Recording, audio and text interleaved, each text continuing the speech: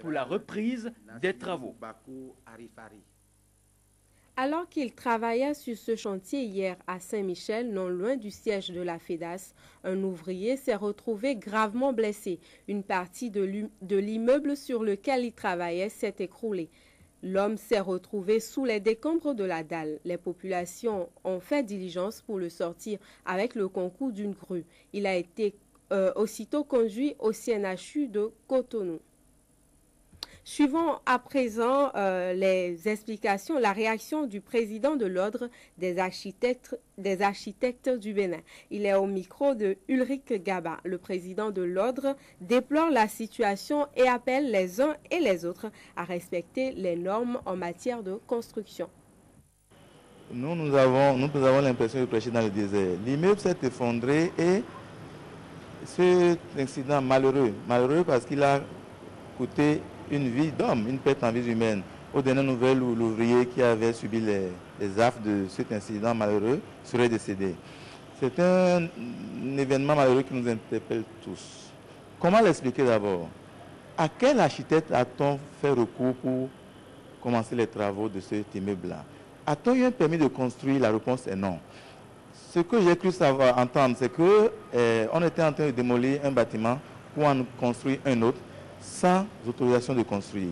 Un autre dont on n'a même pas déposé le dossier encore au niveau du service d'affaires domaniales.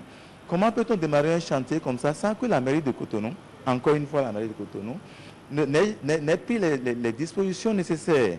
Ce n'est pas normal dans une ville qui se respecte. Avant de construire, il faut faire recours à un architecte. Faire des études de sol, même avant de démolir. Parce que pour construire, on a voulu d'abord démolir. Faire les études de sol, faire les études architecturales proprement dites, que l'architecte commande des études de structure, le fer qui va être utilisé, est-ce qu'il est adéquat? Le béton qui va être fabriqué, qui va être mis en œuvre sur le chantier, est-ce qu'il est avec le bon dosage? C'est ça ce que nous disons depuis longtemps, mais on ne nous écoute pas. Nous demandons à la mairie de Cotonou, encore une fois, de nous accompagner. C'est pour la suivi, la sécurité des populations dont la mairie a la charge. Voilà. Grosso modo, ce qui peut expliquer cette situation-là. Même normalement, pour démolir, il faut un permis de démolir. Est-ce qu'on a eu ça? La réponse est non. Il appartient à la mairie de Cotonou de nous accompagner et de veiller à ce que tout se passe dans les règles de l'art. L'ordre des architectes est disposé à être de la partie dès qu'on le sollicite. Il y a un autre danger qui se couvre bientôt. C'est l'hôpital Saint-Luc, qui est un hôpital à démolir, qui est un grand danger pour la population. Encore une fois, j'invite les populations. L'architecte ne paraît cher que quand on a des incidents malheureux de ce genre. Il faut que les populations se rapprochent de nous. Nous ne sommes pas les hommes d'affaires qu'on croit. Nous sommes prêts à étudier toutes les situations possibles avec les clients et à leur faire toutes les conditions idoines possibles. Il faut que les gens se rapprochent de nous et que les choses se fassent dans les règles de l'art. Nous sommes formés. Ce n'est pas les projets de bâtiments qui enrichissent l'architecte.